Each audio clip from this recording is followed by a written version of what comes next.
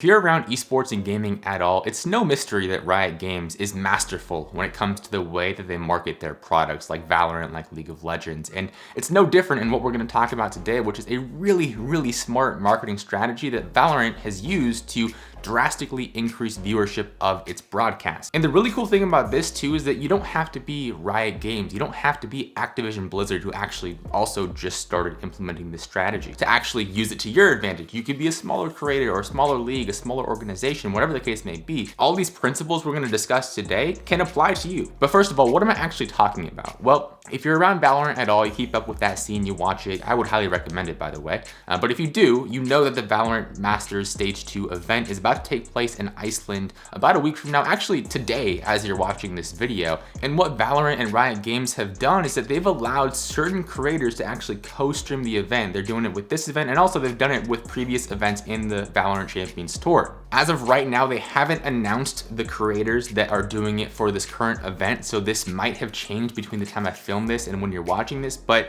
in previous events, the 4 creators that were allowed to co-stream and do these watch parties were Ninja, Pokimane, TSM Myth, and Shroud. So pretty massive streamers. Hey guys, real quick, literally as I was about to edit this video, Riot announced their co-streaming partners for Masters Stage 2 in Iceland, so here they are on the screen right now.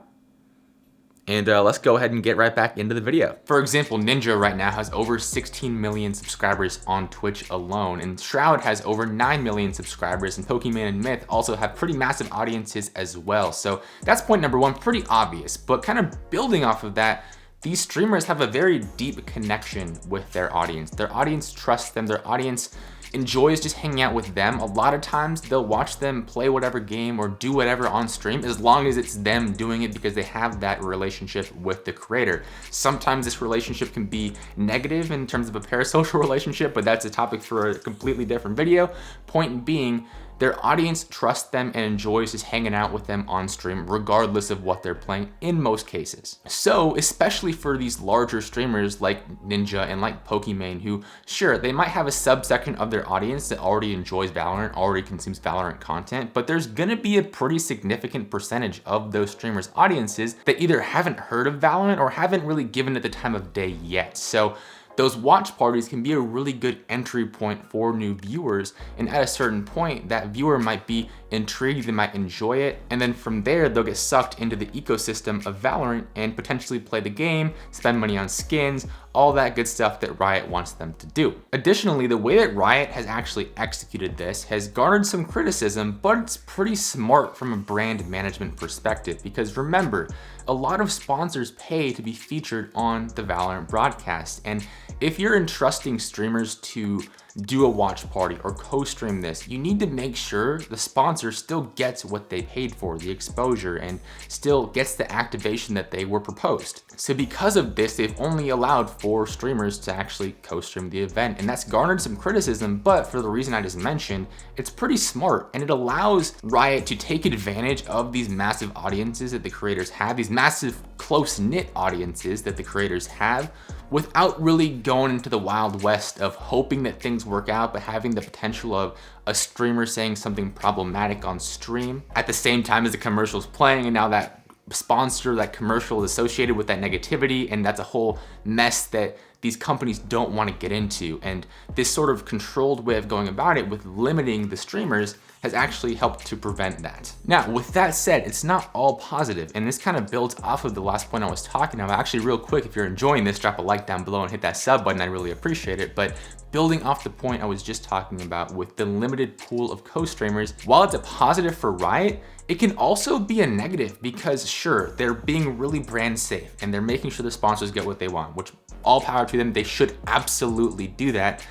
But the way they've gone about it in this like very limited way, not even like 20 streamers or 10 streamers or even like 50 streamers, it should be feasible. Again, I'm speaking from someone in a bedroom filming a video, not actually in the Riot Games office, so I totally understand there are logistics behind it. There's legal stuff. There's a bunch of things that I'm not aware of that are impacting their ability to expand this activation.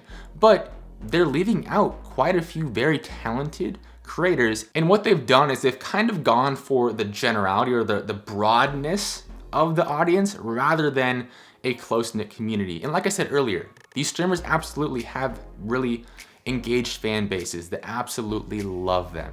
But there are streamers like Dicey from 100 Thieves who's done watch parties that his audience loves, and he might not be as massive as Ninja is, but that watch party, that viewership that's on his stream during the Valorant matches when he was allowed to, or before Riot told him no, that audience was super engaged and they love Valorant, and that really improved their experience of watching matches, and people want to hear that kind of insight from a pro player while these matches are happening. So that added a whole other dimension to the content of the Valorant stream. And there's a number of other creators as well that I could think of that would probably benefit from streaming. This would benefit their personal channel, and again, it would add to the viewer experience and also benefit Riot. And for the most part, I don't think they would be problematic for sponsors or brands. So in the future, I do hope that they roll this out to more creators and open up the opportunity for smaller, more niche content creators to actually co-stream and take advantage of this, because like I said, I do think it's a mutually beneficial situation where these streamers can add value to Riot in terms of improving the viewer experience and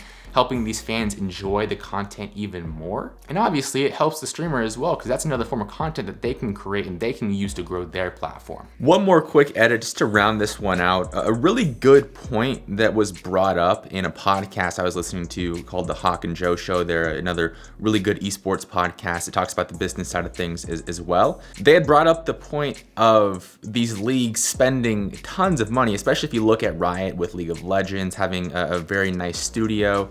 And I would assume that most leagues spend a pretty significant amount of money on production. So by letting people co-stream it, does that take away from all that money they're spending on producing these high quality professional looking streams? And does the sort of quote unquote unprofessional, more casual, laid back approach that a lot of solo streamers use take away from the overall image of esports in the long term?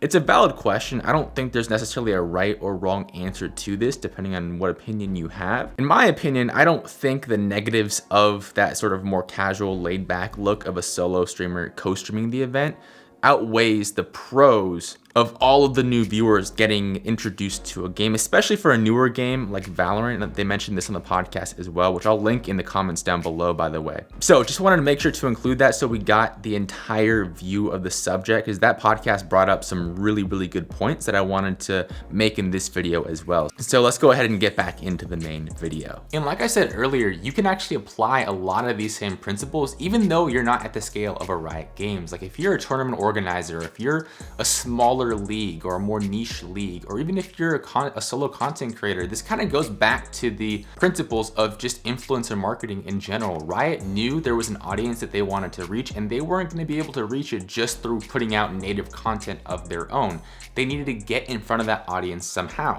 So they looked at who had their potential audience and they paid them, or they figured something out. I don't know what the details are of that situation, if anyone was paid or what happened there, but they figured out a way to leverage those influencers to get in front of more people. So again, let's say for example, you're running a tournament and you want to get it in front of more people, and you know that your main channel, your main broadcast is gonna get a set amount of viewers most likely. Well, again, you might not be able to afford a Ninja or a Shroud or a Pokimane, but you might be able to afford smaller influencers to help co-stream that event. And even when I say smaller influencers, I don't mean these massive 100,000 plus, million plus followers on Twitter, on Instagram, on Twitch. I mean like literally nano influencers, whatever the hell the term is that people use to describe it now, but people with like a small audience that's still a little bit larger than yours, or at least gets your stuff in front of more people. It could be 500 people, it could be 1,000 people.